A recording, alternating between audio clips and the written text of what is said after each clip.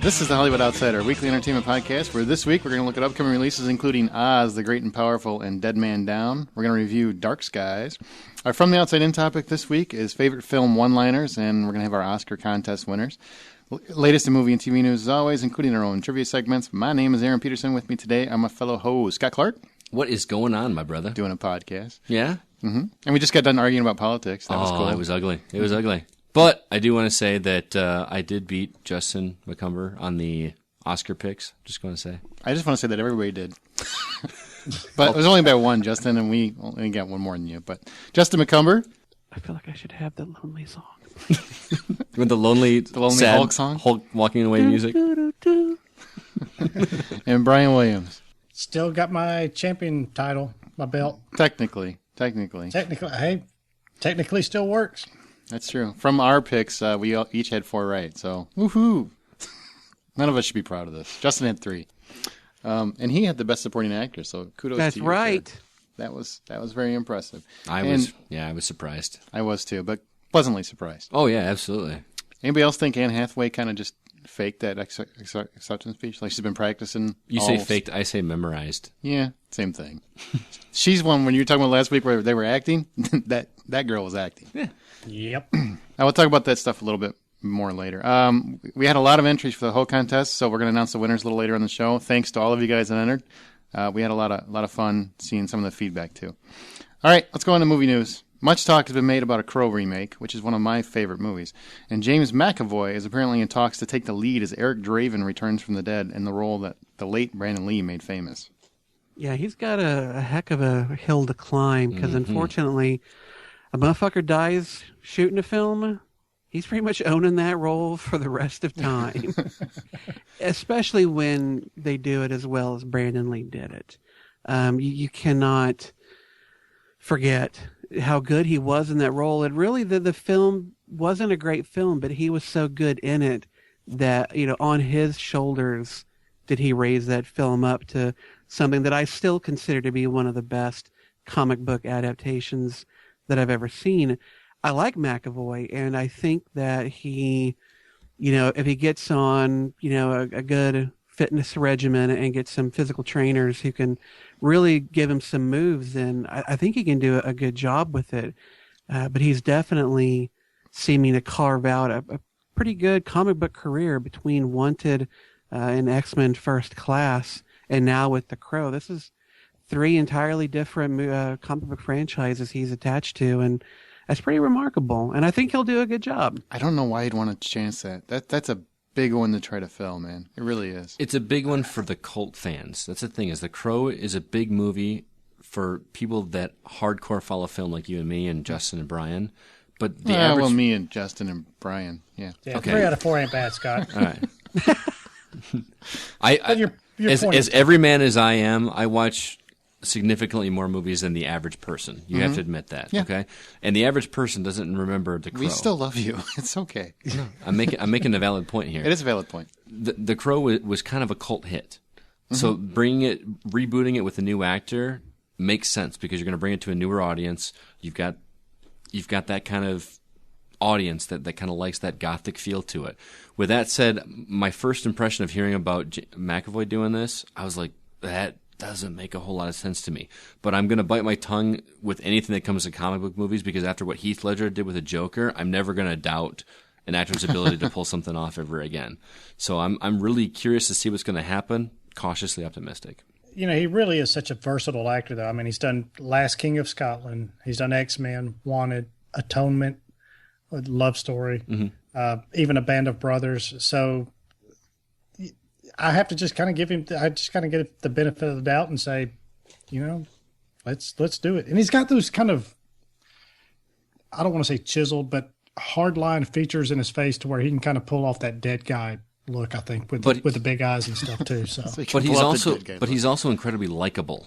And The Crow was a bad guy that you like to like. No, I think they're going to go a little truer to the graphic novel. I mean, I'm not familiar with this. Who's read it? Has anybody else read it besides me? I read it. Yeah, it's been a long time ago. Yeah. Well, I really think the whole reason that you relate to him coming back and avenging their deaths and everything is because they establish him as this very sweet, decent guy who was a musician, and you feel for him, and I think McAvoy can pull that off. Brandon Lee did a wonderful job. He would have done more. They would have had more showing their history and who he was as a person, but unfortunately, It's funny how death gets in the way of that. wow. Too soon? Yeah, I don't think Too soon? 20 years, and I think it's still too soon. Yeah.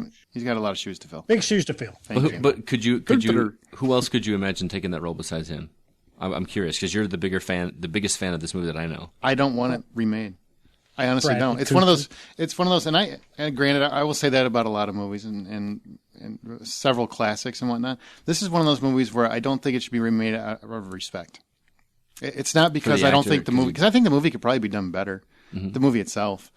I loved the movie, but I think because the actor died doing that role, I was really, really irritated when they did sequels, but it's not the same character. You remake it with that character, I don't know. There's just something disrespectful, I guess, in my eyes about it. No, and I agree with that. But if it's going to happen, nothing's going to stop it from happening. Who do you imagine in that role over him? I don't know. I've really never given it any thought. I'm sure McAvoy will be fine. Nobody thought Brandon Lee was going to be good at that role when it first came out.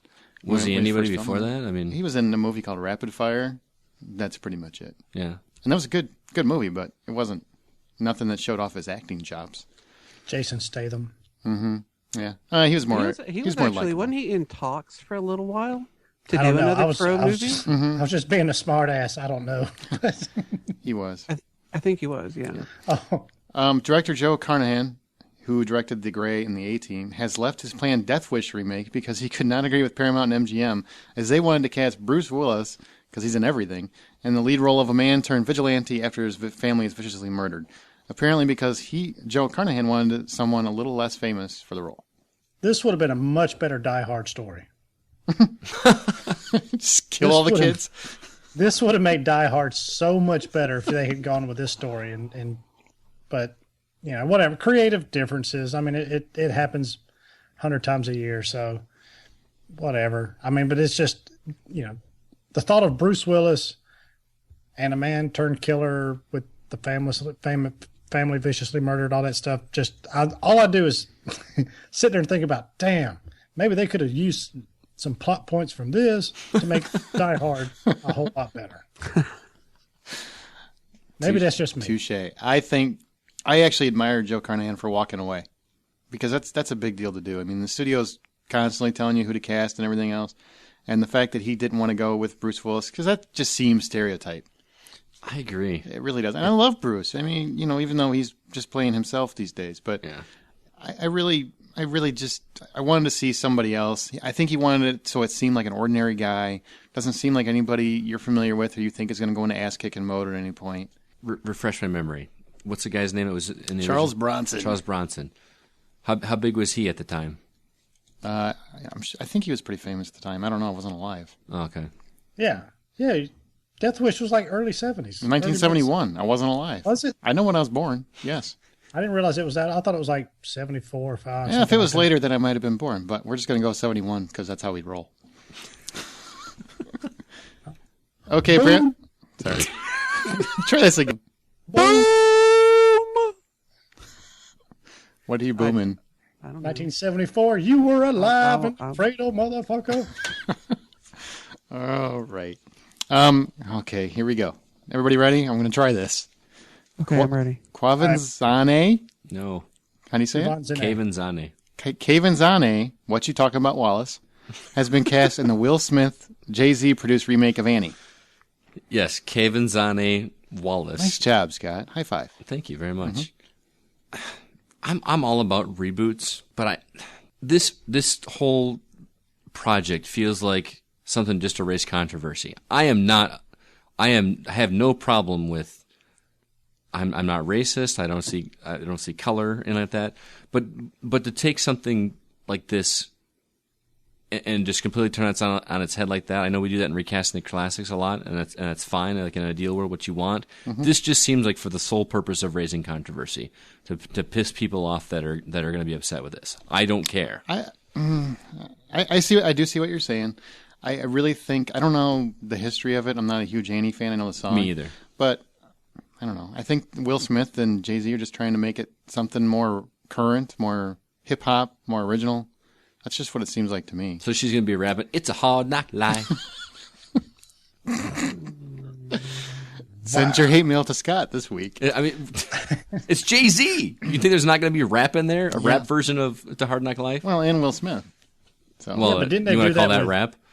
Didn't they do that with Austin Powers though? Yeah, it's true. Oh, I hope she breaks into parents just don't understand. That would be fantastic. A rap version? Yes. Let's go to the other. Chris Cooper has been confirmed to be playing Norman Osborn in Amazing Spider-Man 2. Yeah, this was kind of a. I like this cast actually. He's a little bit less over the top than Willem Dafoe, but it's Chris Cooper is a tremendous actor, and I think he's just going to strengthen this already pretty good cast. So Maniacal laugh. Oh, good. I will say I like the idea of him doing it so much better than I like the idea of Willem Dafoe. I don't like Willem Dafoe. I never have, and his performance as Harry Osborn did not in any way make me like him anymore. It was terrible. I'll say this: nobody could do it worse than he did it. But Willem Dafoe's performance fit with the tone of that Spider-Man franchise. I suppose. Yeah, it did with the first one. I think that Chris Cooper makes more sense in the rebooted version of Spider-Man. That we saw. I don't love Chris Cooper as much as everybody else does. So I He's just hit or I miss think he's for the me. same guy in every movie. I don't really get. I don't think he changes things up. I kind of know exactly what he's going to be like. But that guy is Harry Osborn. You mean Norman Osborn? Or Norman Osborn. Harry Osborn's Osborn's a his little son. younger. My Yeah. bad. But he is Norman. Right? Did I fuck that up? No, you didn't. I did. Yeah, Scott did. Oh, of course I did.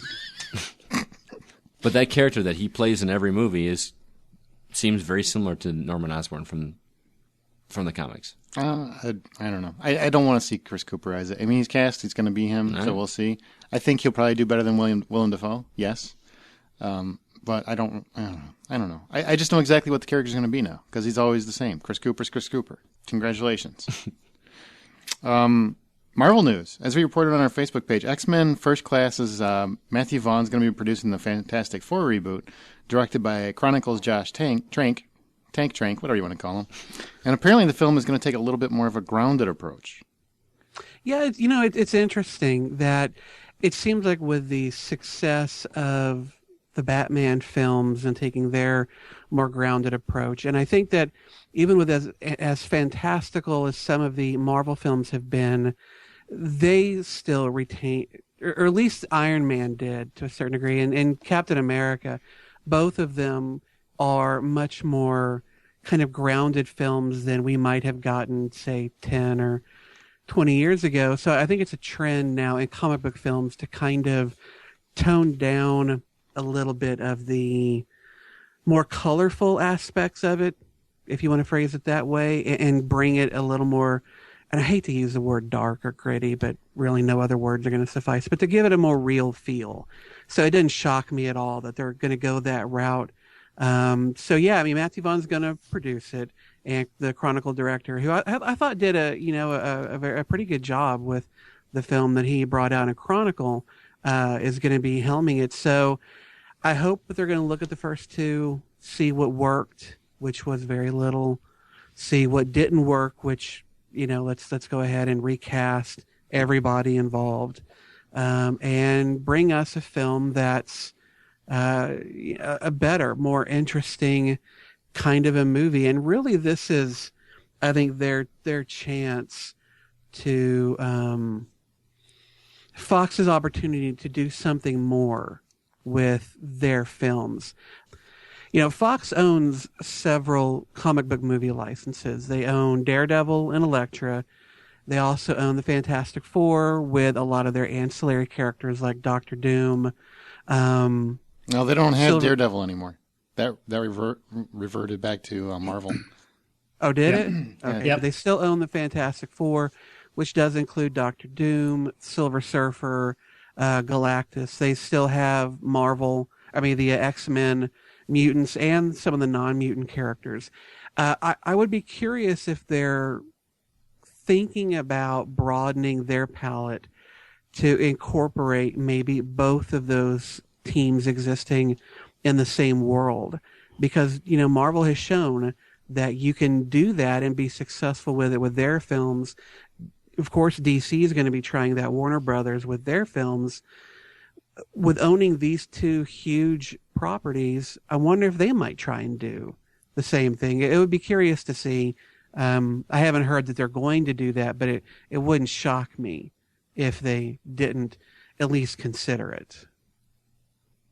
Well, this actually would make sense if they could actually tie it in with this bigger picture they've got with Thanos and the Avengers stuff, because they have, when you talk about the Fantastic Four, they've had run-ins with this Skrull alien race and the Kree alien race, which the Avengers also have, and you bring in Thanos, who is that link between the two of them. So that would be a neat thing if that could happen. But obviously, that would take a whole lot of lawyers and negotiations sitting around at a very large table to kind of make happen. But right, I mean, how they tried to, or at least some people tried to get Spider-Man to make a little brief cameo in the Avengers film, and within the Amazing Spider-Man, you were supposed to have a shot where you could see the Stark Tower in the background, but that never happened because talks really kind of broke down between Marvel and Sony. If Marvel and Fox could bring things together, that'd be great, because then you could have Wolverine, who is an Avenger, show up in a cameo if they wanted. But with all of these different companies owning all of these different properties, I really don't think that's ever going to happen. They're all too, they got to hold shit close and don't dare to start muddying those waters, because then it would just get the legalese would be far too entangling. And also, Captain America 2 apparently is going to be more of a political thriller. Yeah, I love that idea. It's really interesting that Marvel doesn't seem to be satisfied to just serve up comic book movies, which they could easily do. It wouldn't be any trouble at all to just pump out the same thing over and over again. But they really seem to want to bring some variety to the films that they're bringing to the screen. And Captain America would probably be the easiest of all these characters to do a sort of political type of movie around, because his character is such a political character. I mean, he's called Captain America. It kind of comes with the name. And, in our modern cynical culture, somebody named Captain America, if it existed in the real world, would probably be laughed at as much for that name as he would be heralded for it. So to have him get embroiled in some kind of political machinations would be an interesting take. And I'm really curious to see how they merge the more political thriller type of genre with the superhero genre. I'm really curious. It's a cool idea. It is a cool idea, and it's given us a little something different from superheroes. I agree. Isn't that kind of what the comic books goal was whenever they came with a new character? Was something that's not just the same old superhero thing. They do a different spin on it. Yeah. Why not do it with the movies? I think it's a fantastic idea. Mm-hmm. Maybe we actually like the second one. You didn't like the first one? It was okay to me. You should. Communist. Yeah, pretty much. Or not, in that case, Nazi. Welcome to Brian's Trailer Park. All right. Wade is in love. Wade wants to marry his girlfriend, Grace. Grace is leaving for a family reunion in the Hamptons, but doesn't want Wade to come. What does Wade do? He crashes their weekend to try to win Grace's father's approval. This comedy, called Peeples, and that's Peeples, is made by rookie director Tina Gordon Chisholm, who also wrote the movies Drumline and ATL. But Tyler Perry's name is all over this shit, so you won't remember her name at all. Justin, is it me, or does this look like quite possibly the first black comedy that doesn't exploit the stereotypes and is just a comedy that everybody can relate to? Yeah, I mean, it wasn't your typical Wayans kind of comedy. It seemed a bit more broad, and I don't know if it's one that I need to rush out to a theater to see, but it's certainly doing something more than what you'd have expected from going into it. I like it. I like Craig Robinson. He's playing the lead. I like him a lot. Really surprised that he got a lead in a movie, because he's always a supporting guy. Very good supporting guy. Never saw him as the lead. Her name Bubbles. Oh. Bubbles. But the trailer is funny. I mean, it's a funny Meet the Parents is what it is. And Right. I like it. I think it looks interesting. I will not see it in a theater, but I will definitely catch it on video. I really like Kerry Washington too. See, here's my problem. What frustrates me isn't the issue of African American actors playing white characters or vice versa. It's frustrating to me that we have to have movies that have to be all one race. Why do we have to have this movie is all African American? This movie is all white people. It's frustrating to me that there has to be that divide, that we have to have movies out there that pander to one particular race. I don't see it as pandering. I think I see what you're saying. I really do, sincerely. I do. I think the Tyler Perrys of the world have realized that their audience has been underserved to a degree because, unfortunately, Hollywood's run by a lot of white people that and that's decide fair. to stick it with all white. Their movies with all. That's completely fair. And I think they're trying to serve that community and that audience, and I respect that. And I think they want a movie that speaks to their families, that showcases what their families go through. I get it. Do I think it needs to be like that? No, but it is like that currently. Then make it realistic. This isn't. Go to Hollywood and be a producer, man. All we can do is do with what we have. I see your point, but I don't run Hollywood. Nah, I know. You don't run Hollywood. Justin runs Hollywood. Yeah. I wish. All right. Well, Peeples opens May 10th, 2013, and good luck with that because it opens not only the same week as The Great Gatsby, but in between the opening weekends of Iron Man 3 and Star Trek Into Darkness. Oh, yeah. So, Goodbye. yeah, good luck with that one. Let's go here. Yet another trailer for a TV show makes our trailer park this week. Season 3 of Game of Thrones is on us in about a month or so. And apparently Daenerys Targaryen has her ship that she's been looking for, an army, and some dragons that are getting a little bit bigger. So will she finally make her way across the narrow sea and take the Iron Throne she's so destined for? I don't know. Lots of quick images in this trailer, such as Dragonstone, Lightbringer, Mance Raider, and of course Joffrey just being an evil sumbitch. Sumbitch. Okay, well, I'm not even going to ask Aaron on this one, but I know, Justin, you just recently watched season 2 because it just released on DVD, on Blu-ray here recently. What do you think about this? How does this? What are your thoughts so far? Give me a little bit what your thoughts about season 2 first, and then let me know how interested in 3 you are. Well, I mean, I enjoyed 2 quite a bit. I've only watched it once. I really need to go back through and give it another viewing. Something like this, you really have to see it at least twice to digest what's going on. There's way too much for one viewing to get it to you. But I liked it. I liked seeing what they're doing with season 3. I try to not watch these things too much. I didn't watch it very closely, nor did I stop it frame by frame, because a lot of what they're going to show is going to spoil some of the things coming up. And Game of Thrones is one of those shows that I hate to have anything spoiling what's to come. So I saw it once. I probably won't watch it again or any other trailers for season 3 until season 3 DVDs come out, because I don't want any of that incredible storytelling to be undercut by what they showed. But for the quick little bits, it was good. All it does is get me hungry for more. Now, wait a minute. This is past your 2-season rule of following a show. So why aren't you watching well, this in I started season 3? Season 1 before I developed that rule. So it gets a pass. Okay, so why aren't you watching it as it comes out on TV is my question. Because I don't own DVD. I don't own HBO. Ah, okay. And I'm not going to pay for HBO. Not for just one show. I agree with you. I don't see the point of paying for HBO to begin with, but Game of Thrones season 2, I don't know if you agree with me, Justin, but I think it started off, first half was a little weak. Second half was great. Mm-hmm. So but the season 3 trailer, but you take what you can from a trailer for something that's showing 10 episodes worth of television. I've heard nothing but good things about the book that it's based on, so I can't wait to see those storylines play out. This is the first television show that I've actually had a get-together with friends to go watch, other than like the last couple episodes of Lost I think I watched with you towards the end. But this is a weekly event with me and a group of friends. Yeah. You're part of it. And to me, that is awesome. I love getting wrapped up in that world. Even the first half of the season last year, which was lackluster, I still had a good time watching it. It really I love being in that world, and I can't wait to see more.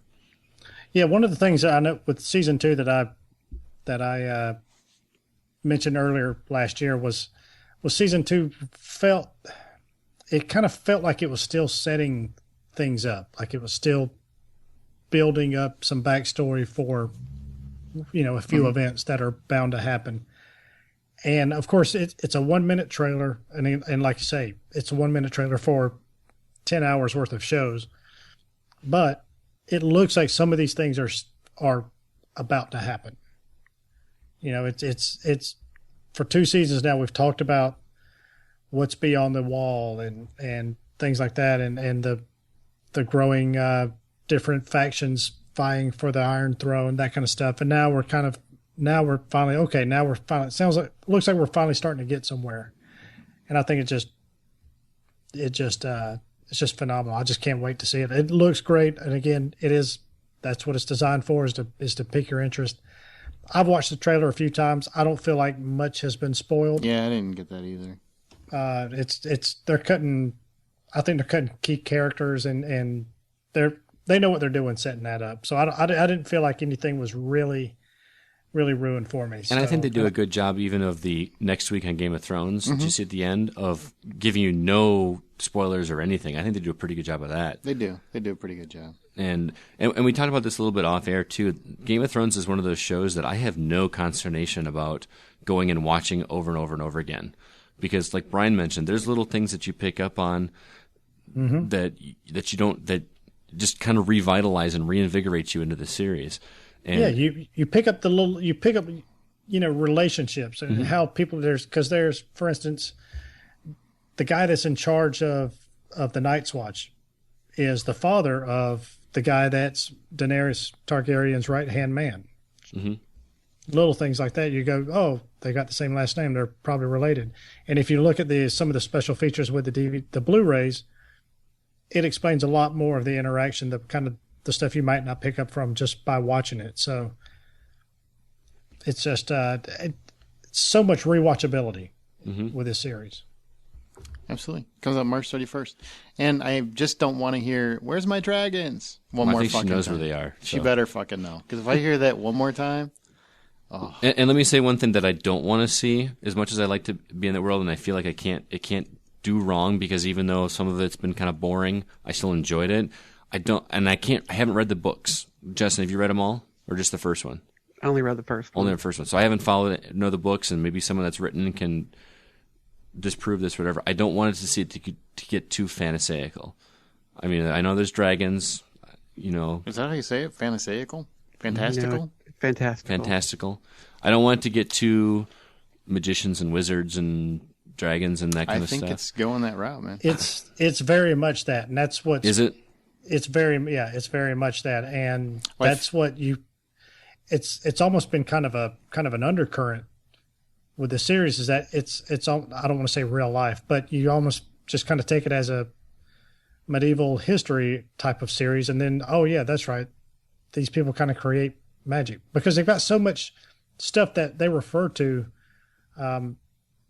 that are actual items in our real world, and they may call it different, like milk of the poppy is opium, and little things like that. And so they called things that we actually know about different names, but it still kind of keeps it like it's almost believable. And now I think it looks like starting season 3, shit's about to get real fantasaical, as Scott would say. Game of Thrones season 3 starts on March 31st, later on, about a month or so. And you can view the magic of these trailers and more at thehollywoodoutsider.com. And if there's anything you want us to talk about or inject your own opinion about, send us a raven to feedback@thehollywoodoutsider.com. You can find us on the Book of the Face under The Hollywood Outsider. On the Song of the Bird, you can reach us at @H_outsider. And don't forget your official I'm a Ho t-shirts at thehollywoodoutsider.com. Stump the Ho. Stump the Ho. Each week, one of our hosts poses a trivia question to the remaining hosts in an attempt to stump their fellow hoes. This week, it's Justin's turn. Justin, what's your question? All right. Well, in a little bit, we're going to talk about something that will lightly touch on the X-Files. And I will take any excuse I possibly can to talk about the X-Files. So this week's question focuses on that. When Fox was looking for an actor to come in and play the male lead for the X-Files after David Duchovny left, some pretty famous names in genre film and television came in to try out for the role of Agent John Doggett. Who of the following did not audition? Is it A, Lou Diamond Phillips, B, Dean Cain, C, Bruce Campbell, D, Gary Cole? I think Dean Cain. Okay, Scotty? Say names one more time. I'm sorry. Every week. A, Lou Diamond Phillips, B, Dean Cain, C, Bruce Campbell, D, Gary Cole. I gotta say Dean Cain too. Okay. And Brian? Who the hell is Gary Cole? Gary Cole? Jesus Yeah, Christ, man. He come on, played man. Office Space guy? Lombard on Office Okay, I mean, Space. is that the guy from Office Space? Yeah, I'm going to need you to Office come Space, in on Right. that. State, American Okay. Gothic. Mm-hmm. What's your choice? Wow. F and A, Cotton. I kind of see F him. and A. God, I hate to agree with you bastards, but I'll go with Dean Cain. All right, and the answer is D, Gary Cole. Really? Oh. Well, I knew Bruce Dean Cain Campbell did try out for it, as did Bruce Campbell, Should Lou have known Diamond that. Phillips, and Adam Baldwin of Firefly fame. He should have got it. Well, he actually had a role on the X-Files, but it was a very short-lived one. Oh, yeah, I remember that. I remember now. Okay, now let's go to the big screen where Justin and I went and saw Dark Skies. Justin, what is Dark Skies about? I don't quite know if it needs the Ambiance? That's ambiance. yeah the spooky sounds involved. Dark Skies is, when I first saw the trailer, I really thought they were going for more of a paranormal activity kind of vibe, but when I watched the film, there's only a very small tangential element that would even qualify as a found footage sort of movie. This is much more of a horror film with a sci-fi twist to it. The movie's about a family who's living your average suburban life, you know, keeping up with the Joneses, trying to survive in this, you know, modern economy that we're all having to live through. And suddenly these mysterious events start to transpire in their house. Suddenly items are stacked on top of each other in a haphazard pattern. Pictures go missing. Children come up with marks on their skin. And slowly but surely throughout the film, these characters come to realize that they're being harassed and possibly abducted nightly by what seem to be aliens. Aaron, you and I saw it this weekend. What did you think? Well, I think the story actually worked for me quite a bit. I really like the mystery aspect of it, especially why these things are happening to this particular family. But unfortunately, I figured out the ending like 5 minutes into the movie. And even though the reasoning gets explained a little too easily with Exposition Alley with J.K. Simmons, you know, where basically they go see him and he explains everything that... Finally, oh, now I know, because J.K. Simmons just told me everything that happened. It really held my interest the entire movie. Really did. I felt like it took way too long for the film to really get started. They could have cut, I think, almost half of the first half of the film, and it would have been an improved movie. I mean, you get a lot of drama, or at least they're attempting to get a lot of drama out of some difficulties in their marriage. The husband doesn't have a job, so he's been looking for one. So they're living off of her income, which is, you know, she's a real estate agent, so that's tenuous at best. And so there's a lot of things they go into that really, I think they could have just left out entirely.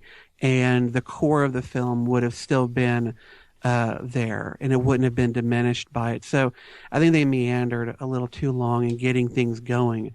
But once it did get going, I enjoyed their performances. I enjoyed the way the story started picking up and carrying along. And I actually didn't mind the J.K. Simmons part of it. Yeah, it was Wasn't a little much, though. I mean, it's basically they show up and he's like, hey, sit down. I'm going to tell you exactly why everything's happening. And here's what you got to do for the rest of the movie. And anybody who's really, watched a couple of episodes of The X-Files or been to a movie in the past 20 years I know. would not need him to tell them what the fuck all this stuff means. But they try and pawn it off as, well, these are two people who would never believe such a thing, so they kind of have to be led by the hand into the quote-unquote truth of the situation. But I like him so much, J.K. Simmons, Yeah, he's great in the movie. that him having to explain everything to these dunces didn't bother me. But, and I thought he did a good job with his performance. Did anybody else in this film impress you? I thought Kerry Russell was very solid as the mom who goes through all the emotions and trying to find out what's going on and protect her family. I didn't like Josh Hamilton as Papa Smurf. He did not fare as well with me. I think he just took a little too long to come around to what was really going on. It seemed come very on, forced. dude. Yeah. Really? I mean, it took almost to the end of the movie. It's like, oh, maybe there is something weird going on. It isn't just because we didn't pay our cable bill or whatever the hell he was thinking. But my favorite of the movie, I liked, I think his name's Jake Brennan. He played Bobby, the youngest boy. But my favorite of the film was Dakota Goyo, who played Jesse. He was the kid he was in Real Steel with Hugh Jackman. He just, I mean, the whole movie, even though there's a couple weird scenes where him and his friend are watching porn, you don't know why, but whatever. How old is he? He's a teenager. That's why. Fair enough. Touche, Scott. It just... He ran he felt like a real teenager throughout the whole movie, and I thought he was the most realistic outside of J.K. Simmons. He was probably my favorite character in the movie by far. Well, he was that rare teen character that wasn't fucking annoying. Yes, who was just pompous and arrogant and annoying just for the sake of being those things. He took it to the limit of where that character needed to go, annoying wise, without going one step beyond it into where I just hate seeing him appear on the screen. He did a good job. I thought Kerry Russell was phenomenal. She was really good. In the movie. She really carried that mother feeling through it. You felt her fear and her concern and her love for her children. Yes, Josh Hamilton sucked. Yeah, he sucked. He really brought the movie down. And I don't know if it was just because of his performance or just because that character was written so stupid, but he definitely was a detraction from the film. But yeah, Dakota Goyo did really well. The younger son, played by Caden Rocket, who really should be a rock star with that name, and Kerry Russell. I thought they all carried the film pretty admirably. Now, as far as the production went, did you for a sci-fi film, were you satisfied with what you got? Well, this was written and directed by Scott Stewart, who also did Legion. And if you saw Legion, you understand why this movie is just okay. Yeah. It's a little basic. There's nothing really to distinguish it. But it does not look like... I guess it was only like a $4 million movie. It doesn't look like a $4 million movie. So he does get some credit because the special effects are actually kind of impressive. It's very minimal, which is exactly what the movie needed. Right. With these sorts of films, I think if they tried to get that, E.T. or God, what the fuck was that movie? Close Encounters of the Third Kind. If they tried to go too far, showing some spaceship settling in over the house and all those sorts of things, it really would have just ruined it. But they went very minimal. Most of what you got were just some lights shining around some doorways and some very blurry shots of some aliens. So it definitely didn't require a lot of money to film it, but it still looked sharp. It looked nice. And there were some effects near the end of it when some mental things are going on that I thought were done pretty well. Yeah. So what's your verdict? Good, solid, but very forgettable. Dark Skies, I think, is entertaining enough sci-fi thriller to make me recommend it as a matinee. I actually kind of like seeing it in the theater, but not enough to watch it again. So if $10 is the full price of admission, I give it $5.50. All right. Well, my brother and I went to go see it together. He gave it a $6 out of 10. I would have to agree with that. I'd give it about a 6. Watch it once, enjoy it, but like you said, I'll probably never feel the need to see it again. There just wasn't enough to warrant coming back for more. I feel like I got everything I needed to get in that one viewing. Absolutely. And you also saw Good Day to Die Hard, which we reviewed last week. But real quick, what did you think of that? I went into it expecting to not like it. I'd heard so much bad word of mouth. I mean, you two talking about it certainly didn't raise my hopes that I was going to go in and see the next great Die Hard film. And I hadn't planned on seeing it, but my wife kind of shocked me by saying, "Hey, let's go to the movies. Let's go see, the new Die Hard."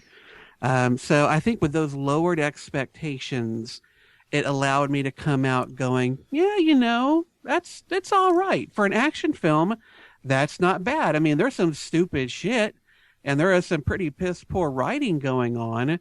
I mean, didn't we already get the child calling their dad by their first name in the film right before this one? Didn't we already get the whole child angry with Papa angst in the film before this one? So it kind of felt a little retready in some of those elements. But I like the guy who played his son. What's his name? Jai Courtney. Yeah, Jai Courtney. I thought he did a good job with what he needed to do. As an action film, I thought it was a pretty solid action film. As a Die Hard film, though, it kind of... I wouldn't say it's my least favorite. I still think Die Hard 2 is a turd. And so that one's still my least favorite, but this one's right above it. So if I was going to go 1 out of 10, I'd probably give this Die Hard a 6.5. Really? Wow. 650. I mean, if it was just an action film and Die Hard's name wasn't on it, I probably would have given it a 7.5. But because I expected more for a Die Hard film, I've got to take off a point. That direction was so bad. Just bad. The action segments, I actually enjoyed quite a bit. I mean, when I don't know, is there a vehicle left in Europe that they did not blow up, crash into, or otherwise destroy? Yeah, because they were in Russia. But yeah. Well, they filmed it in Bulgaria. So I think they probably killed every vehicle that Bulgaria had to offer. And whatever budget they had must have gone into buying all of these cars just to wreck them, because it's a pretty action-packed moment. I agree with you. That probably 10-minute car chase is very action-packed, but it is the worst use of action that I've ever seen, and was actually boring to a certain extent. And then you throw in the little, like I say, the cars that are being blown up as that truck travels through. They just pop up in the air. They just pop out like 4 cars ahead. They're just jumping up, and you're like, wait a minute, the big rig's not even there yet. Well, and then the big rig's getting bumped in the back. The shit out of these other cars, and they're just flying.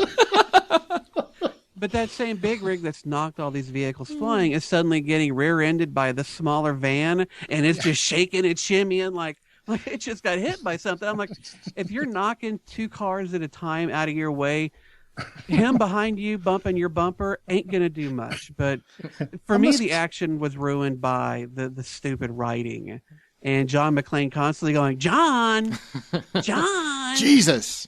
Jesus. Oh, God, this is the shittiest fucking writing. Yeah. But the action, I liked it. There were several action moments in the film that I actually enjoyed. And the little twist at the end, I didn't see it coming. So, but I didn't really put a lot of thought in the movie anyway. Anyway, I don't think $6.50. Nobody else put much thought into it either. Yeah, I don't think so Even either. the people who made it. Yep. Let's go to box office. Identity Thief reclaimed the number 1 position with $14 million. That's made $93 million. Suck on that, Rex Reed. Exactly. He can kiss her ass. Snitch made $13.1 million. That's The Rock's latest action flick. That's better than both Statham and Stallone, as well as Big Arnie's recent action movie. So actually double what all of those made on opening weekend. Escape from Planet Earth made $10.6 million. It's actually holding pretty strong for a low-budget CGI animated flick. Safe Haven, $10.4 million. It's at $47 million. A Good Day to Die Hard dropped 60% to $10.1 million for a $51.9 million total. It's going to end up with less money than the 1988 original Die Hard. Which, yeah, exactly. They're just thanking the Lord that it's a big hit in Russia.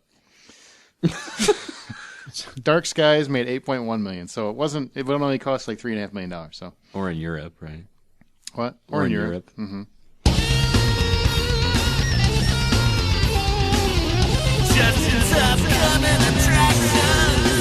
All right, guys, we have got 3 films we're going to be talking about, all of them opening up on March 8th. The first one, Dead Man Down. Now, this is a thriller directed by Danish director Niels Arden Oplev. It stars Colin Farrell, Naomi Rapace, Dominic Cooper, and Terrence Howard. This marks the director's first film since he directed the Swedish international hit The Girl with the Dragon Tattoo, which also starred Naomi Rapace. In this film, Victor, played by Colin Farrell, is an enforcer to a New York City boss, played by Terrence Howard, who is responsible for the deaths of Victor's wife and daughter, an act for which Victor seeks revenge. Victor turns detective when his boss is under threat from an unknown killer. During this, he is seduced by Beatrice, played by Rapace, who blackmails him into helping her with her own search for vengeance. Brian, we've talked about your criminal past before, and I have to imagine that you've killed a person or two, if only to watch them bleed. So is this tale of death and vengeance something you're keen to see, or are you just going to let this dead man drop? Yeah, probably should let it drop. I mean, it's, movies just rarely live up to real life, so I'll, when you've lived the life you have, how are you going to? Yeah, exactly. I've kind of I've been there, done that. So it's, just good luck finding the bodies. If they even exist. So, no, it does look pretty interesting, but I don't know if it's quite enough to draw me into the theater. I want to see Colin Farrell Colin and Powell? Naomi Rapace, because basically it's Noomi Rapace, just so you know. Yeah, Noomi. Yeah, and it's Colin. I love that. I'm going to call him that every time I see one of his movies now. Is Colin Farrell in this? Colin Farrell. I have no desire to see this whatsoever. Not even a little. The only thing that makes me want to see it is Terrence Howard. I really like Terrence Howard as an actor. He's a good actor. He really is. But it's just not enough to get me to go to the theater to see this. Did I call her Naomi? You did. Yeah, like 3 times. Rapace. Rapace. Rapace. This one actually looks surprisingly good, and I wouldn't have thought it from just seeing the cast list. But when I saw the trailer for it, I was left wanting to go see this film. I was shocked.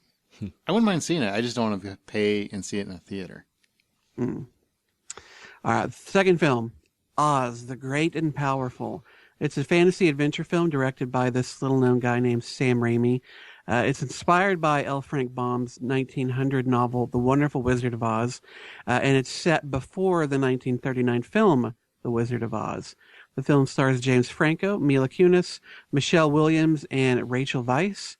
Oscar Diggs, played by James Franco, is a small-time circus magician with dubious ethics, and he's hurled away from dusty Kansas to the vibrant land of Oz. At first he thinks he's hit the jackpot, but that all changes when he meets 3 witches who are not convinced he's the great wizard everyone's been expecting. Reluctantly drawn into the epic problems facing the land of Oz and its inhabitants, Oscar must find out who is good and who is evil before it's too late. Scotty, as a lackey of our own Oz, Aaron, you've got to be pretty tired of keeping his ineptitude hidden from us all. So do you have any desire to watch this entire movie about someone who really isn't what he seems? I really do, and I will say the first time that this trailer came out, it was months ago when we first had a glimpse of this. Mm-hmm. I was stoked to see this movie. It looks really, really good. James Franco, despite that line of, I don't want to just be a good man. I want to be a great one. Man. That line just seems so cheesy to me. But still, it looks way more interesting than the Tim Burton version of Oz that we had a few years ago. But the more I see this trailer, I feel like it's just wearing thin on me a little bit. I'm still going to see it, but I just worry that I'm seeing too much of this as far as too many trailers, too many of the same cheesy lines. It's one of those that it's being hyped so much that you figure they're trying to cover up the weakness of it by just flooding you with it. Yes, exactly. This is one of those movies that I wish I wouldn't have heard about until like a week before it came out, because I would have been seeing it anyway. I mean, I'm getting more and more. I was just kind of into it, and then I kind of got, it's kind of wearing me down, because that cheesy line was definitely wearing me down. Mm-hmm. But lately, I've seen a lot more detailed trailers. The cast list is just wonderful. It really is good. I love Rachel Weisz. I mean, love her. And the rest of them, they're all good too. So James Franco's the only one I really don't. I really don't like paying for. But if Raimi's behind it, I'm there. Mm-hmm. Day one. I'm in the same boat. It's not going to keep me from seeing it. I'm just not as excited as it was months ago. I think this is one I would like to see in 3D. I agree. The last Wizard of Oz thing they pulled was and this is a bad example, but the Tron Legacy movie where they did the Wizard of Oz thing where it was in 2D before they went to the computer world and then it was 3D when they went into it. I wonder if they'll do the same thing here, where when it's in black and white, it'll be 2D. Oh, I don't know. That's good. I'm kind of guessing that'll be there, and that really made a big difference because when we go to see a 3D movie and you watch it and the trailers are all in 3D and everything's in 3D and then it wears off in 2 minutes. I think seeing a movie in without the 3D effects for a while really pounds that 3D home a little bit. I think so. Well, on the trailer, the black actually part of it is in black and white, and it's even that 4:3 ratio. Right. That's what I mean. I think I hope that would be very cool. Yeah. Unfortunately, I had it spoiled for me which of these witches turns into the Wicked Witch of the West, and I hate that I had that spoiled. But what are you gonna do? I have an inkling. I know too. But don't say it. But it's James Franco. All right, our last film is Emperor. This is a World War II film directed by Peter Weber with Matthew Fox and Tommy Lee Jones starring. A story of love and understanding set amidst the tensions and uncertainties of the days immediately following the Japanese surrender at the end of World War II. On the staff of General Douglas MacArthur, played by Tommy Lee Jones, General Bonner Fellers, who's played by Fox, is charged with reaching a decision of historical importance. Should Emperor Hirohito be tried and hanged as a war criminal? Interwoven is the story of Feller's love affair with Aya, a Japanese exchange student he met years before in the U.S. Memories of her and his quest to find her in the ravaged post-world landscape help Fellers to discover both his wisdom and his humanity. Aaron, being a former military man yourself, something like this probably has to be of interest, but the complete lack of news or articles on this beforehand makes me wonder if it's really not just smoke and mirrors. Are you up for this trip to the land of the rising sun? I love the cast. And Tommy Lee Jones is one of the guys that I could watch do the land of the rising sun. Sorry, I just caught it. Tommy Lee Jones is one of those guys that he can just read the phone book and he's interesting. Yeah, I don't know why, but he is. Matthew Fox, I think, is a very talented actor. I don't think he's had a lot of opportunities to showcase that, except for that wonderful Alex Cross movie that nobody saw. So he was Racer X. Yeah, I'm sorry, Speed Racer. I forgot Speed Racer. Yeah, so did everybody else that saw it, except Justin. So the Matthew Fox, I like him. Tommy Lee Jones, I really like him. But you're right, man. I mean, the trailers. I've seen a few commercials on TV now. That's it. I've seen no real promotion for this, and that always makes me think they're just dumping it in the theater and for a home video run. Maybe because there's 4,000 other World War II movies out there. Very possible. This movie. This is a new story, Scott. New. I don't care about World War II anymore. It's history. It's happened. Whoa. Okay. All right. Now you're just crossing the line. Just because you've played too many video games that are centered around World War II. I actually haven't. So, movies, video games, anything. I'm bored to tears with it. War movies. It's been in general. done. It's been done to death. Is what you're trying to say? Well, this story, I don't know if that's been done particularly, but it just doesn't get me excited about it. As much as I like Matthew Fox, I like you said, I want to see him in more roles than the minor stuff that we've seen outside of the big TV series. But I want to see him branch out and do stuff, but do something more interesting. That's what I think. Alex Cross too. Alex recrossed.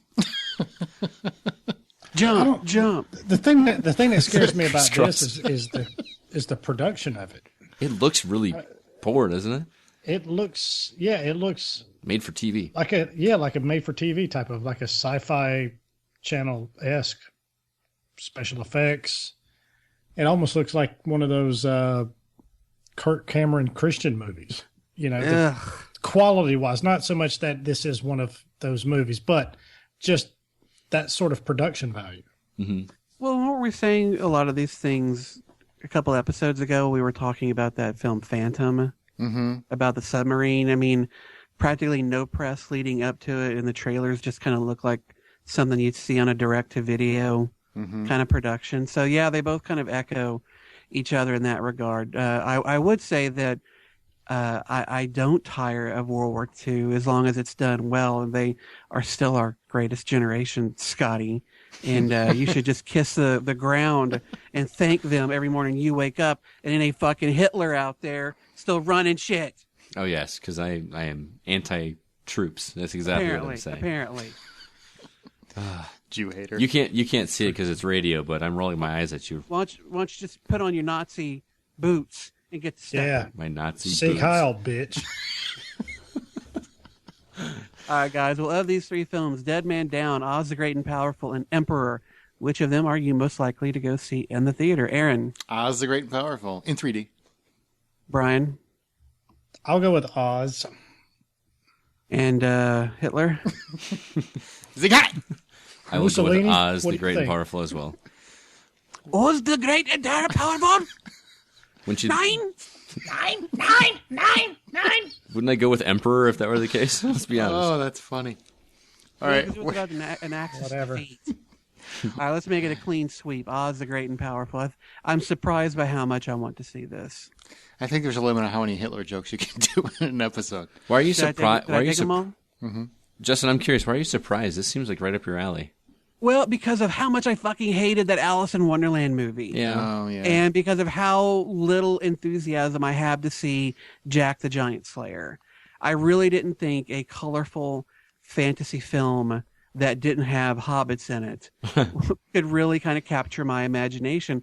And I'm not a huge fan of Sam Raimi's Spider-Man film. So, and that back to hell, drag me that terrible Hell? fucking horror Drag Me movie to he Hell, did. yeah. So I like my that movie. expectations were really low, but the cast looks great. The film actually looks beautiful. I do want to see it, but I am surprised.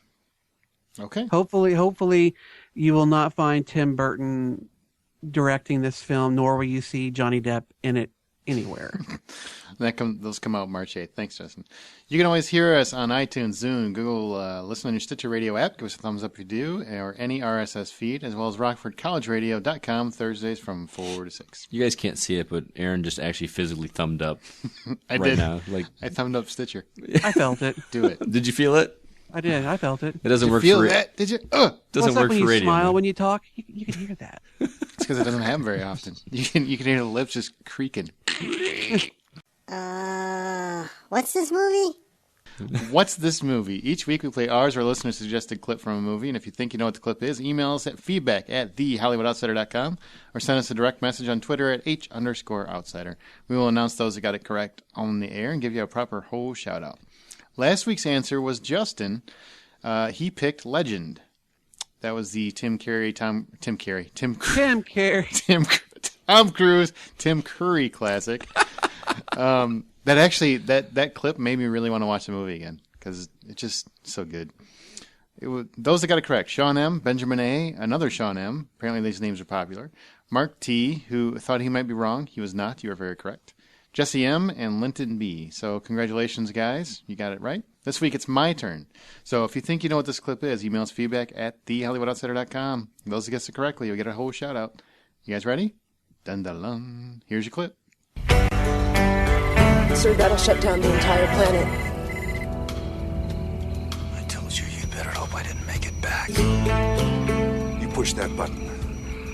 Everything we've accomplished for the past 500 years will be finished. Our technology, our way of life, our entire history.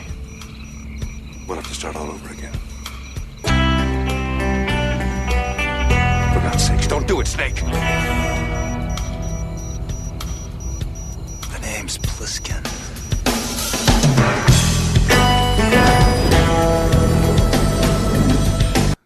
Okay, let's go to the couch. X-Files. Gillian Anderson is going to return to television, an NBC pilot about an idealistic Secret Service agent dealing with an international crisis in Washington. I don't know if Kiefer Sutherland's in this, but he should be. And another pilot news, Fox has greenlit a Sleepy Hollow pilot. Well, first let's talk about Gillian Anderson because the crush that I had on her back when she was on the X-Files. I think that's probably where my love affair with redheads really kind of sprang from was her in that role. And unfortunately, her name is being brought up in relation to this show because she is on it, but she's not going to be the star of the show. It really seems like Rachel Taylor, who some people might remember as the wife on 666 Park Avenue. She looks like she's going to be the star of this show. Rachel's playing a Secret Service agent who, while she was, I guess, supposed to be watching the president's daughter, son, they get kidnapped. Some other people get kidnapped. And her sister, who's a CEO, played by Gillian Anderson, have to figure this thing out. But Anderson seems to be in the lesser of the two roles, which, that's Hollywood. The young actor is normally going to get the cherry role, whereas the older actor or actress gets pushed away to the secondary or third. But still, to have Gillian Anderson back on TV, I'll take that, and I'll give this show a watch if it gets a second season. Because I do have my rule. As far as this Ichabod Crane, I want to be excited about it because this is being written and developed by Alex Kurtzman and Roberto Orci, who were responsible for Fringe, which I thought was a phenomenal show. So having the two of them in the creative seat on this really gives me a lot of hope. Unfortunately, but it's not a period piece. What they're doing is apparently this show is going to involve time travel. Apparently, as it turns out, Ichabod Crane is a former Revolutionary War captain, and he gets time warped into the present day, where he has to team up with Sleepy Hollow's detective Abby Archer, played by someone who has either not been cast yet or they haven't released it, to solve crimes. What someone from the Revolutionary War is going to be able to offer up to solve crimes in the modern day, I have no idea, but apparently he's going to have some wisdom to offer. But the stakes get raised when the Headless Horseman also comes back to haunt the town. So I wish it was a period piece. I would be much more interested in seeing something like that as opposed to this whole time travel shit. But I like what Kurtzman and Orsi have done in the past. I will give them the benefit of the doubt. And this still seems pretty interesting. It sounds like a joke to me. Does like April Fool's jokes coming? It really does. I'm waiting. It's not a joke. They're bringing it out. Fox will be premiering it, and I hope it's good. What's Fox? We wonder why network TV is dying. Mm-hmm. Yeah, I would much rather they just took the Johnny Depp and who else was it? It wasn't Winona Ryder. Christina Ricci movie. Helena Bonham Carter. No, Christina Ricci movie. If they would have just brought that to the small screen, because I like that concept and of how they tweaked Ichabod Crane. I actually think that's one of Tim Burton's better adventures. And who played the Headless Horseman in that movie? Christopher Walken. No. Yeah. No, not in the Headless role. It was Christopher Walken. No, it was Ray Park. No, it was From Christopher like X-Men? I'm pretty sure it was Christopher Walken. No, it was Ray Park because he did all the sword fighting and shit. Oh, you mean the actual physical? Yes. What the fuck did I just say? I assumed you meant the guy that actually was the Headless Horseman in the movie. Which was... No, the guy who played the Headless Horseman was Ray Park. Okay, so you're isn't Darth Maul? You're busting on him about a stunt man? Hey, Ray Park. Me. Ray Park is a glorified statement because every time you see him, he's covered in makeup or a costume. Yeah, and he's covered in. About episode 1. Every time you see him, he was Toad in X-Men. He's made up in a makeup. Darth Maul made up in makeup. Hang on, I'm too busy writing down. Brian came to my rescue. Got it. All right, Kathy Bates is in talks to play Jessica Lange's friend. This is 2 FX stories. Jessica Lange's friend turned enemy in American Horror Story Season 3, which creator Ryan Murphy claims will be more historical and take place in modern day. And also, same network, Sons of Anarchy creator Kurt Sutter is developing a new horror action series focusing on a bounty hunter hunting demons. Yeah, the Kurt Sutter, I'm all aboard that one. It sounds like a Constantine-esque type of show, which is right up my alley. So that, and he's got such a good track record so far. I'm all in. I definitely give him the benefit of the doubt. But as far as the Kathy Bates and Jessica Lange, I mean, Kathy Bates is a tremendous actor, and I can, with her paired up going up against Jessica Lange, I mean, you're just guaranteed some explosive type of scenes and stuff. But maybe I'm in the minority with this. I didn't like the second season of American Horror Story. Really? I liked it. Well, I haven't seen it. I just kept waiting for some big payoff. They had so many different factions of the storyline, and it just never felt like it paid off. I felt like midway through it, I just felt it was dragging. It was all over the place. I kept waiting for all these loose ends to really be tied up, and the way they tied it up, I wasn't satisfied. So again, I'm probably the minority on this, but I just didn't like it. And so I'll give season 3 a chance, but if I have this kind of the same vibe midway through, then I'm pulling the plug.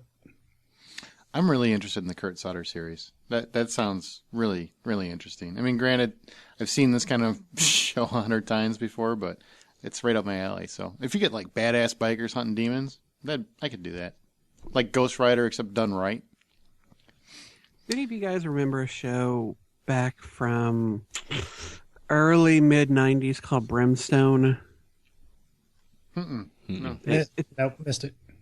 It was about a guy who had been a cop, and before he died, he killed the man that raped his wife. So when he died, he of course went to hell. Mm-hmm. Some demons escaped from hell, and Satan, played by the guy who played Lex Luthor's dad in Smallville. What is his name? Oh, I can't think of it. Anyway, he played the devil.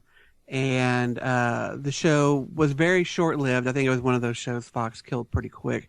But it's called Brimstone, and it was about this guy who was trying to earn his way into heaven by hunting down these people who had escaped from hell and hunt them down for the devil. So, yeah, this idea has been done many, many times. I mean, hell, the whole show Reaper, which was a comedy, was about a very similar but more, on a funny take. Supernatural. It's pretty much the same thing. So yeah, when I first read this, I was like, yeah, CW is already kind of doing this, dude. But yeah, Kurt Sutter, his name being attached to this makes me all sorts of interested. And how about this for interesting? Cablevision is suing Viacom with antitrust violations because they demand that subscribers pay for little-known channels in order to get access to larger ones. Now, this story sounds a lot bigger from what I've read than even just what the initial sounds of that is. I'm going to start off by explaining to those that, like me, didn't understand the relationship between Viacom and Cablevision. Viacom is more or less the company that actually owns and runs the channels on cable. This is how it was explained to me. Cablevision is more or less the agent or publisher, so to speak, of the channels that distributes the channels to the consumers and charges them money for it, basically. So basically, Viacom has been requiring Cablevision to offer these premium channels such as Comedy Central, MTV, Nickelodeon, those kind of things, as a package deal with 14 other lesser watch stations like VH1 Classic, MTV Hits, etc.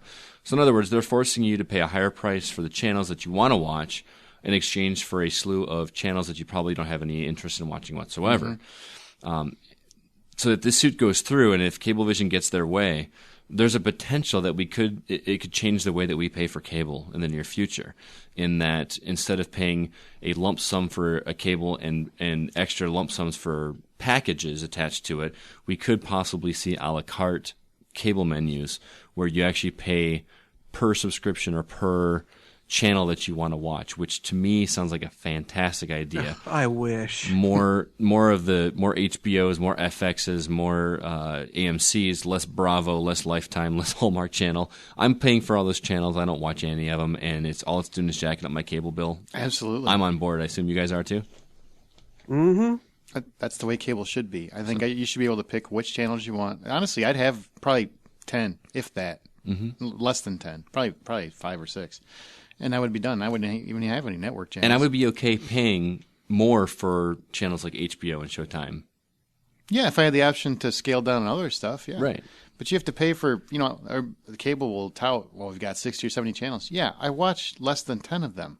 Promise you, less than 10. Right. I don't watch any of the other ones. And that's going to be success. In my opinion, if that happens, it's going to do two good things. Number one, it's going to lower my cable bill and get me interested in more shows that I'm going to watch, but it's also going to get rid of the schlock that's out there. I mean, you're going to have these channels that are getting paid for the crap that they're making that aren't going to get paid anymore because nobody's going to pay to see that kind of stuff. This stuff, like, I have a hard time believing that anyone's going to say, yeah, I'll pay an extra $5 a month to get some of these channels. I would agree with you. There's definitely some channel. Honey Boo Boo, you watch it because it's there, but if it's not That's there, what I'm would saying. you really pay for it? I'm not going to, some people will, and I will say some people Honey will. Boo Boo and her mom. But I have a hard time. People, like you said, people watch it just because it happens to be there and it's included with their cable. They wouldn't watch it otherwise. They wouldn't actually go out of their way to watch that. Maybe I'm wrong. No, I think this is one of the most interesting lawsuits we've seen in a long time because that's a big step for the cable company to go after Viacom like that. Fingers crossed. I think it'd be great. I might actually get HBO at least for 3 months that Game of Thrones is on if that were to happen. The thing is, I could see that being $20-$25 a month.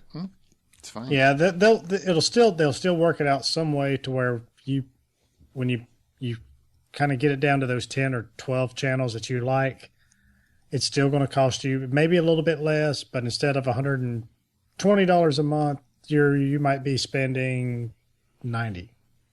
That's $30. That's $30 I can spend on blow, Brian. So let's stay optimistic. That's good. Seth MacFarlane's you okay, Scott? No, Yeah, I'm good. Seth MacFarlane's hosting of the Oscars garnered 40.3 million viewers in the U.S. alone. It was up from last year, and it's the biggest show, I think, in 3 years. So, ultimately, what do we think of the ceremony, especially host Seth MacFarlane? Brian? Yeah, I thought Seth MacFarlane, I thought he did a pretty good job, actually. I liked his monologue. I liked most of the jokes. I thought that there was probably a few too many musical numbers. Overall, I give him a B+. I would agree. Minus the "We Saw Your Boob" song, which I thought it was funny, but it was definitely not classy.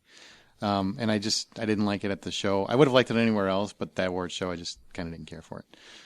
Outside of that, I thought he was very funny. See, I thought the "We Saw Your Boobs" thing was like his one dig at doing something completely raunchy, pushing the envelope, and the rest he kind of teetered a little bit, but that was his one thing: get out of the way at the beginning, and then.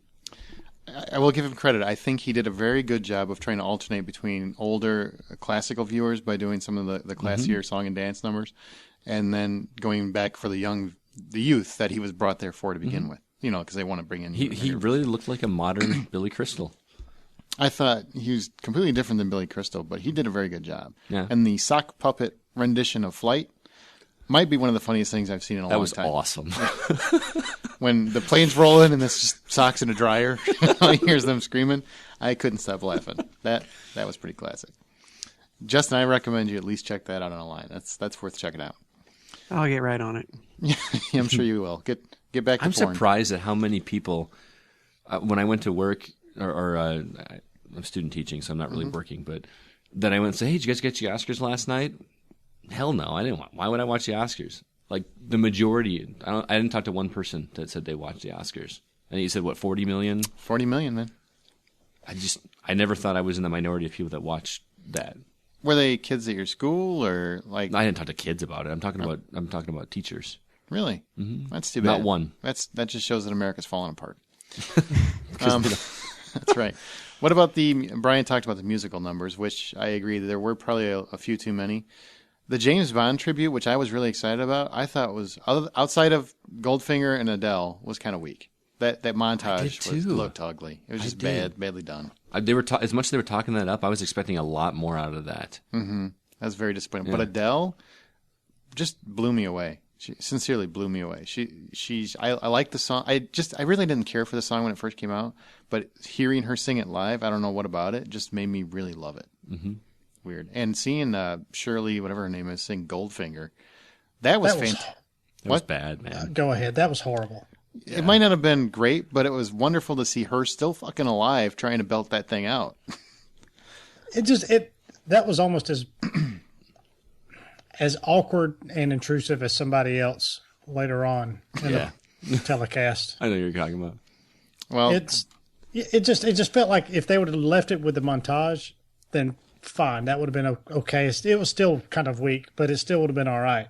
If they would have had other people singing portions of their songs, that would have been probably even better. But just to kind of have just that one, and I know it's kind of an iconic song, but it just felt like, did we kind of go to the well one too many times with this or something? Or I would have felt better if maybe if she sang that during a video montage instead of the video montage and then her singing and that's Right. it. That makes sense. Yeah. You know what I mean? Like, and then do Adele's. I wish they would have done "Live or Let Die."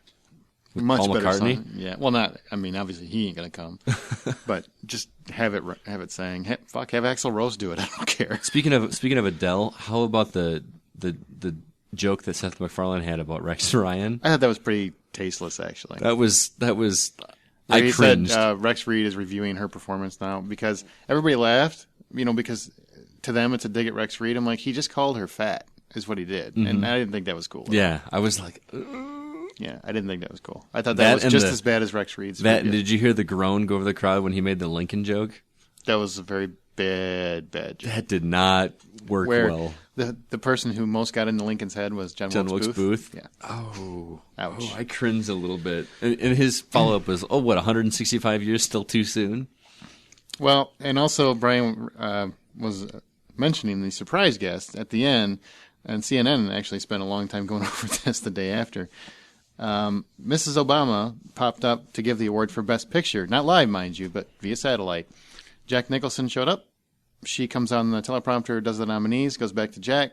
He says who wins. She goes back to Michelle Obama. Michelle Obama from via whatever announces that. How did you feel about it, Brian? I didn't like it.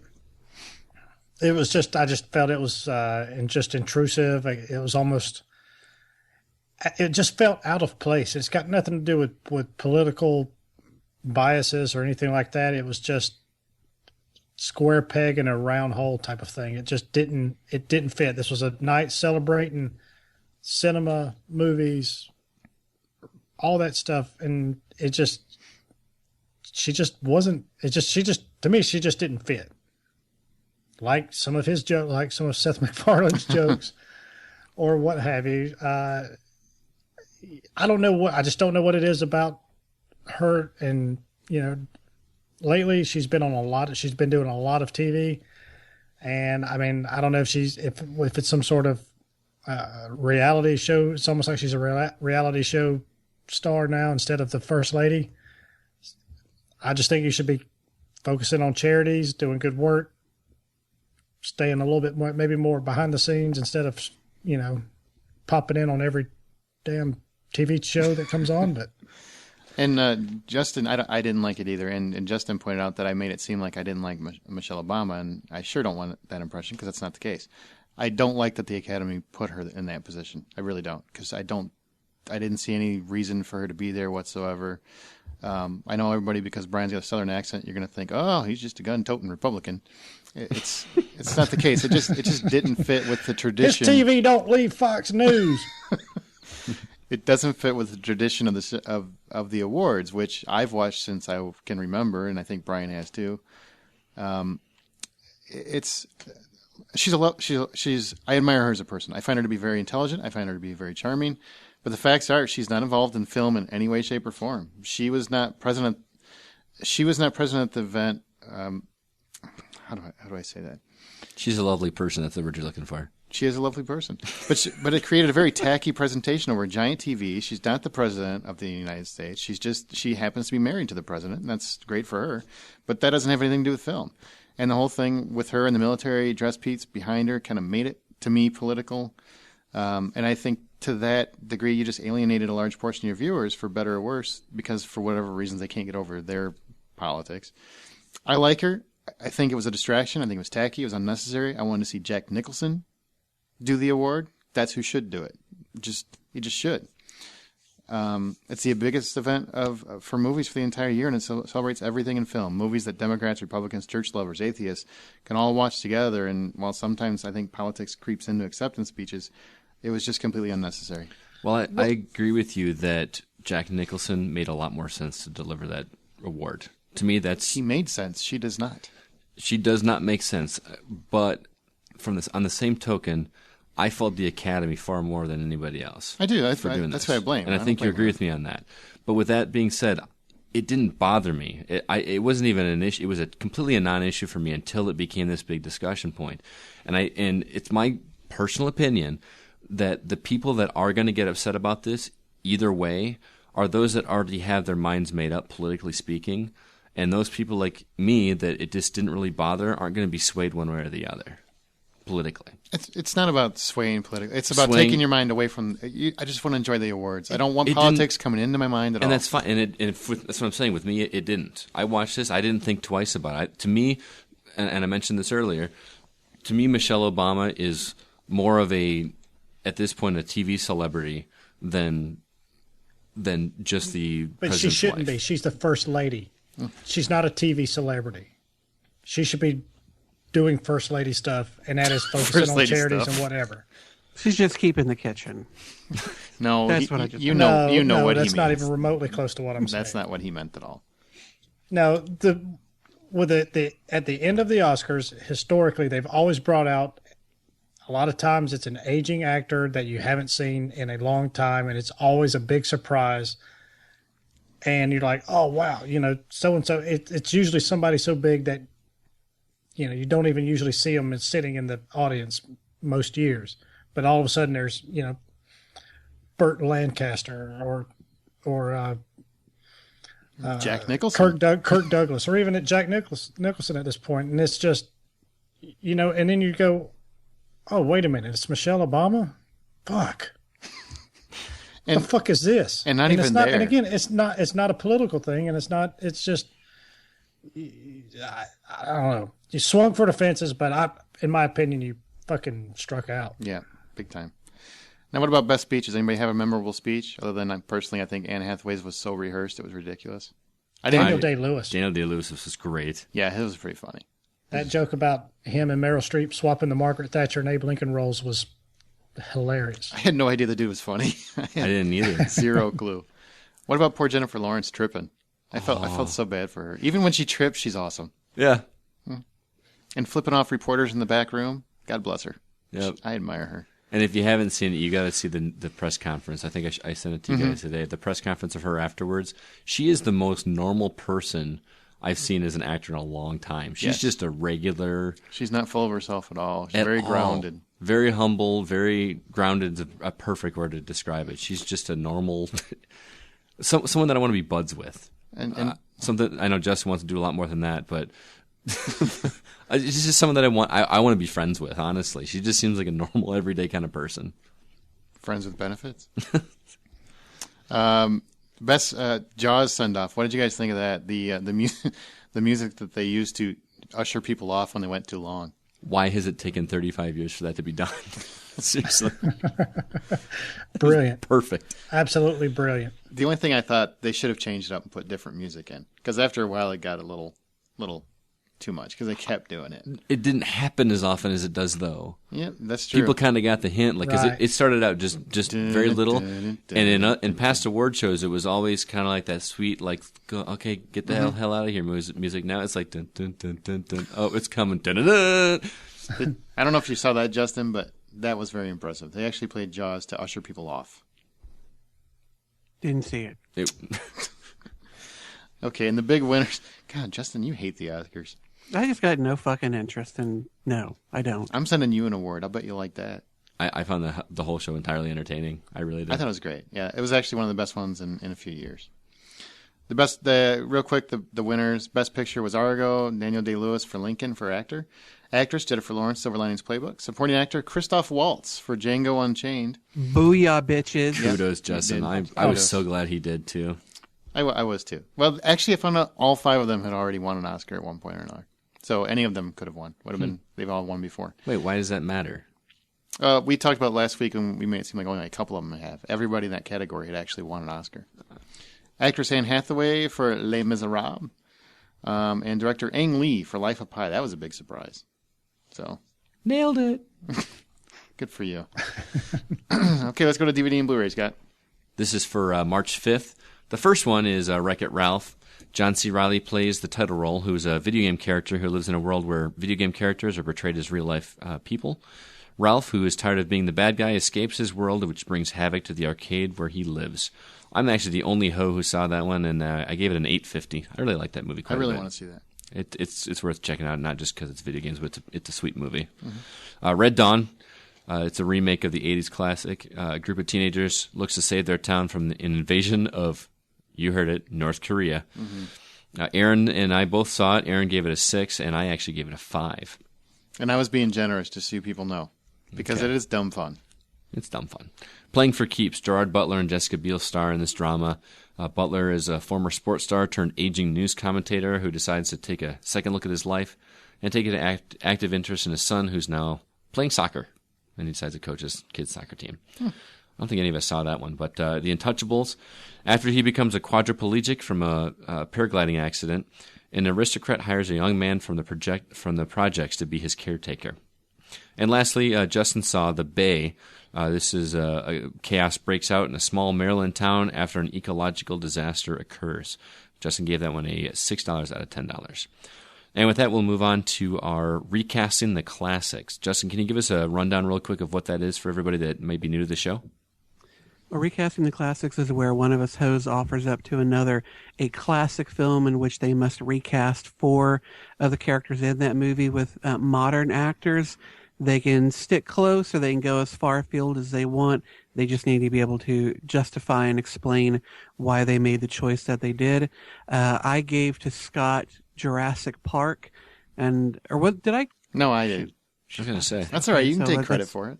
Yeah, well, I like to take credit for as much as I can. Scott was going to recast Dr. Grant, Dr. Ellie Sattler, Dr. Ian Malcolm, and John Hammond. So please, Scotty, why don't you go ahead and recast this classic? All right. Some of these may seem a little on the nose, but I'll run through them really quickly.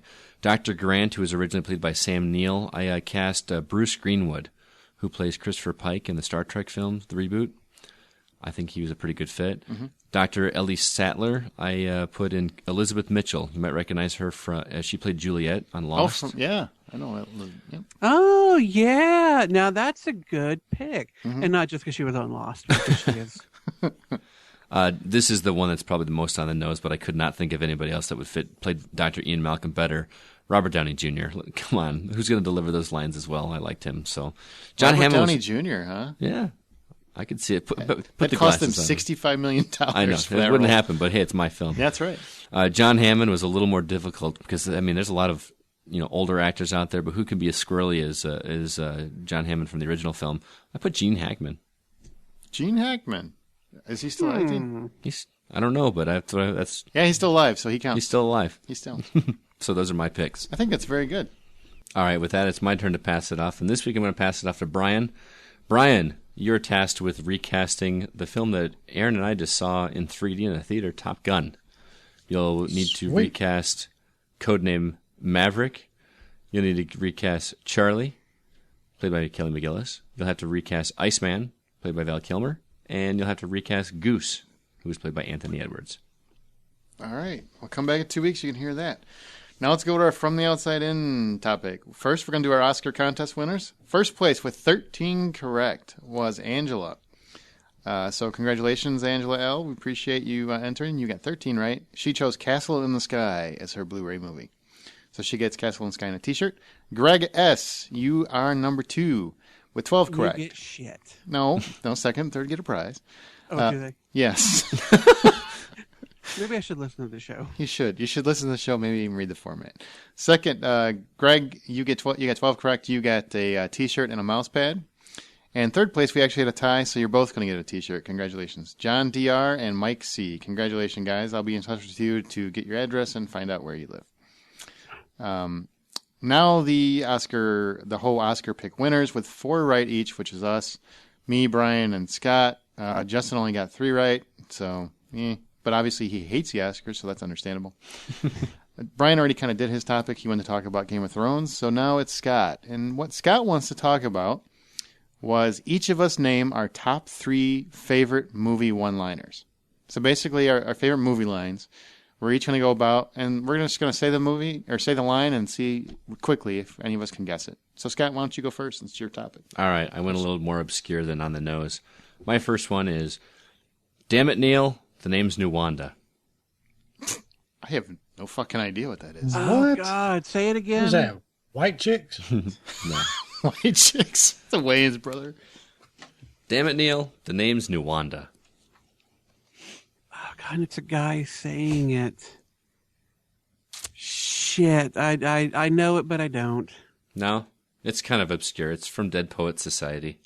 Oh, yeah. Shame on you, Macomber. Shame I know. on Well, you. I knew it was a guy saying it. I just couldn't remember. It's such a great line. I love the movie anyway, but it's such a line of defiance, and it just kind of makes you want to stand up and pump your fist in the air a little bit for the characters. That's what I'm doing right now. Pumping my fist in the air. I liked it. Shut up. It's my line. Brian, your turn. Makes me want to do that. This one should be fairly easy, so I'll go ahead and get this one out of the way. You're going to need a bigger boat. Jaws. Yeah. Jaws. Okay. Easy. Justin Macomber, what's your first one? You said it, man. Nobody fucks with the Jesus. That's such a great line. Oh, I love that movie. Which movie? You don't know the movie? If you know it, guess it. I don't know. I can't think of it off the top of my head. Really? What is it? Oh, God. The name is escaping me. Really? So After all that shit? No, yeah, I he was know. trying to give me shit, and the motherfucker doesn't know. No. I can see it. It's the bowling movie. I believe it's called The Big Lebowski. Big Lebowski. Thank you, God. I actually knew what it was, but I was calling your bluff because you sat there saying... No, I knew it, and I was trying to come up with a name by stalling. So you were doing the same thing I was. No, I got it right. Okay. Such a great line. My number 3 is, I was thinking of the immortal words of Socrates, who said, I drank what? Oh, I know the line. Dun, dun, dun, dun, dun, dun, I just watched this recently, too. Real genius. Real genius. That's... Real genius. Scott, your number 2. Favorite movie line? I got her number. How do you like them apples? Oh, God. Goodwill Hunting. Oh, jeez. I love that line. Hey, it's his line. Don't knock him. Everybody's What's wrong got with their that thing. line? You're probably just happy. You probably use that on a girl. If you got to ask. Brian, your number 2? Oh, that's what I like about high school girls. Oh, we should have thought of that one. Finish it out, man. Finish it out. Oh, that's what I like about high school girls. I get older, they stay the same age. Dazed and All right. all right. Yes, they do. Watch the leather, man. Yes, they do. You brought your wood screws because I'm going to blow your doors clean off. I swear that like every line he had in that movie, which wasn't very much, was a line. It was a great Yeah. It'd be a lot cooler if you did, man. It'd be a lot cooler if you did. Justin, number 2. Can you describe the ruckus, sir? Breakfast Club. Oh. Very nice. good. Nice. Wow. Nice job. You mess with the Anytime bowl, somebody you get says the they horn. heard something, I just think in my head, can you describe the ruckus, sir? Number 2. My number 2 is Victims. Aren't we all? It's a hard one. Can you give a little bit more acting behind that? Victims. Aren't we all? Oh, The Crow. Yes, you did. Good job. There See? you go. It's all in your performance. You put a man. little Christian Oh. Bale in it, and everybody All- gets it. They all. Bill Lanes. Okay, number Aren't 1. they Your all? favorite movie line of all the movies you've seen, Scott, all 5 of the movies you've seen. What is your favorite movie line? Number 1. All time. I must break you. Are you Rocky 3? Close. Or Rocky 4? 4. Rocky IV. Yeah. I love that line. The movie is cheesy as hell. I must break you. I must break you. Just break And the whole scene plays it because when Rocky comes down to pound on his fist and they go nowhere, and then he says, I must break you, and then pounds his fist and just like, Like monkey apes just pounding on tables. I don't like sports movies, and I love Rocky IV. Okay, Brian, your number 1 favorite movie line of all time. I haven't been fucked like that since grade school. Oh, you pulled from my favorite movie. Fight Club. That is a great line. And as a 1A here, because You don't get a this was the 1A. line- No, this was the line. This was the same. This was the line. The censors told them, "Hey, you Yep. can't put that in there. That's a bit over the top." So they replaced it with, "I want to have your abortion." So they said, "Wait a minute, that's even worse." Okay, you can have the original one. So That's funny. both of them are pretty bad, but yeah. Justin, your number 1 favorite movie line of all time. I've seen shit that will turn you white. Oh, shit. I know it, and I just can't think of what movie it's from. I don't know that one at all. Even with that performance behind it? If you want to call it a performance. That's Yeah, why you don't stick watch to- the stick Oscars, to because you ain't fight- going to stick win one. fighting. Wow, did I actually stump somebody? Shut the fuck up, Brian. What did he say? Stick to Stick to writing. writing. I don't know. What is it? Ghostbusters. Oh, wow. Good call. Oh, Let's I show love this that prehistoric fucking movie. bitch how we do things downtown. That's right. Run some red lights. All right. My number one movie line of all time. Let's see if I can act it. It's a funny thing, killing a man. You take away everything he's got and everything he's ever going to have. If you don't know it, shame on you. Brian, you know what line that is.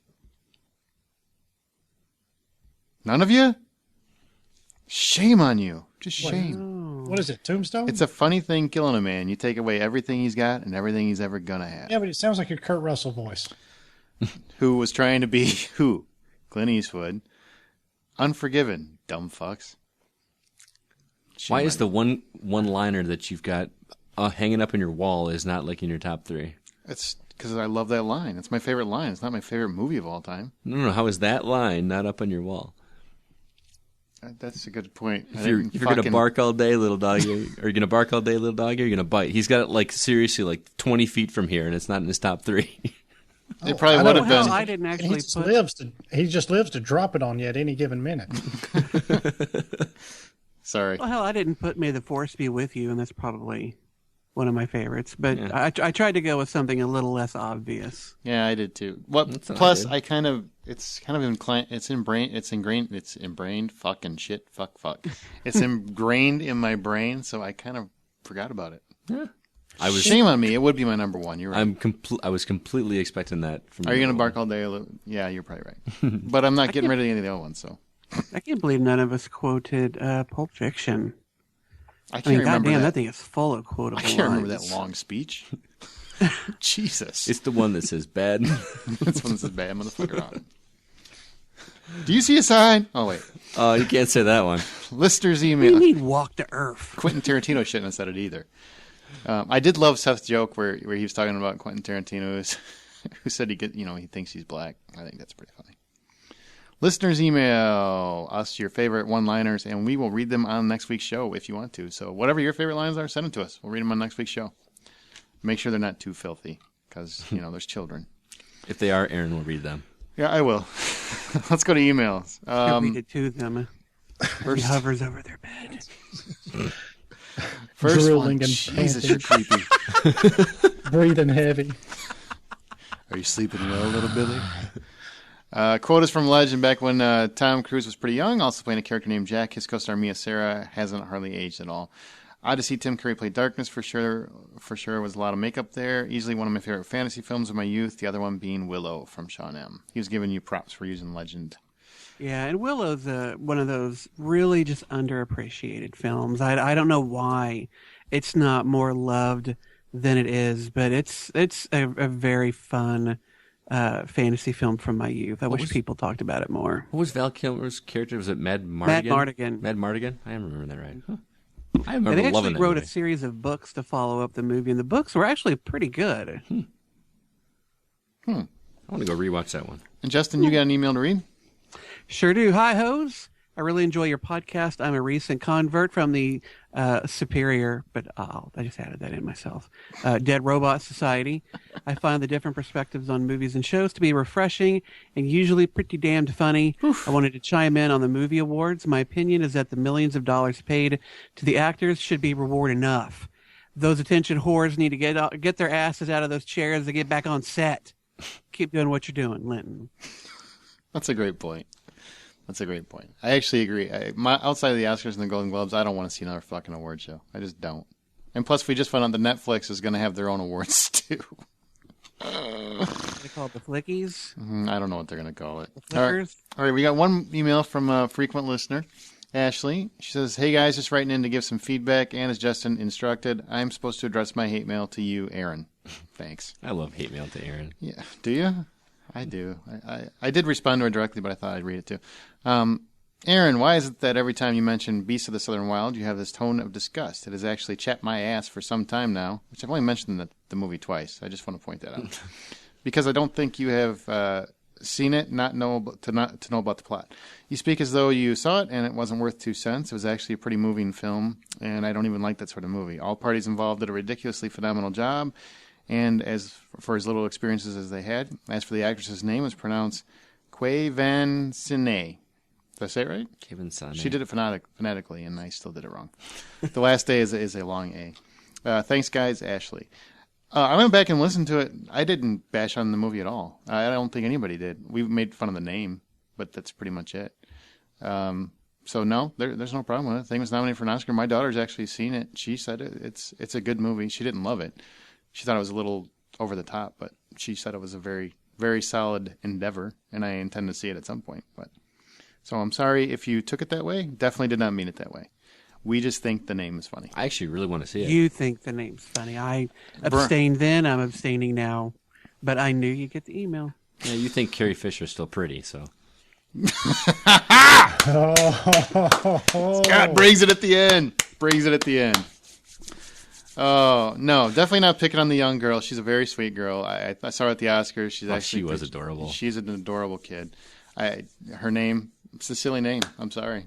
It's a lot better making fun of her name than it is what The Onion did. Jesus. Did you see what they did? Know what they did. They called it the C word because they thought it was funny.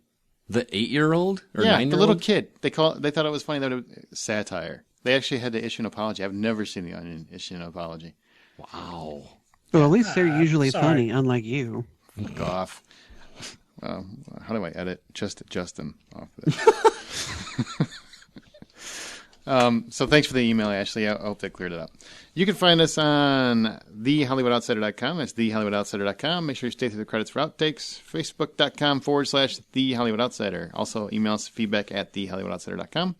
Tell your friends, subscribe on iTunes, Zoom, Google Reader, listen on your Stitcher Radio app. Give us a thumbs up, which I'm doing right now.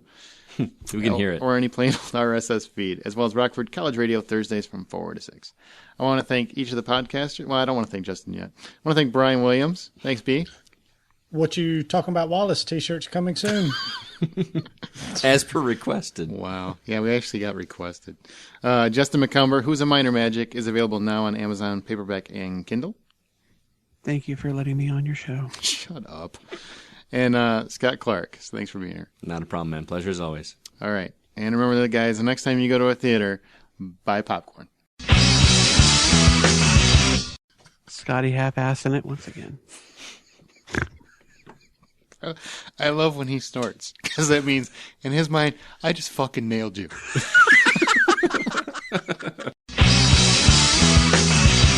Then a 30-minute drive home. I'm So doing basically good what gig you're saying is you time. need to move closer to work. Well, I mean, can't you move the trailer closer? Fucking thing's got wheels. Roll it down a hill. But if I do that, there's no free internet around there to milk it off of. So We'll park next to a Starbucks. But he didn't do it to me. He was getting all heated. He's all like, no, shut the fuck up. Let me finish talking. Yeah. That's exactly what I said. That's what it sounded like. You got your man pants on. Wife must let you borrow her purse. He's got his Supergirl panties on. Feeling all tough. All right. Wonder Woman.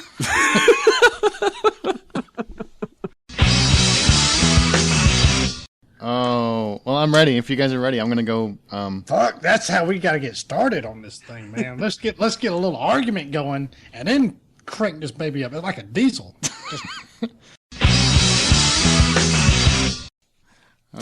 Chris Evans was in it. And he brought his mom to the Oscars, by the way. Very classy dude.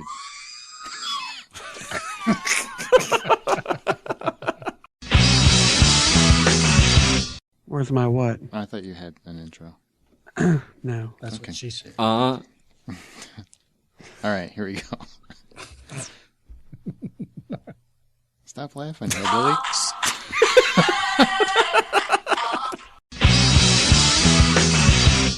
This is the Hollywood Outsider Weekly. I like how you're like, before I let them catch their breaths, I'm going to go ahead and jump on in here. That was the plan.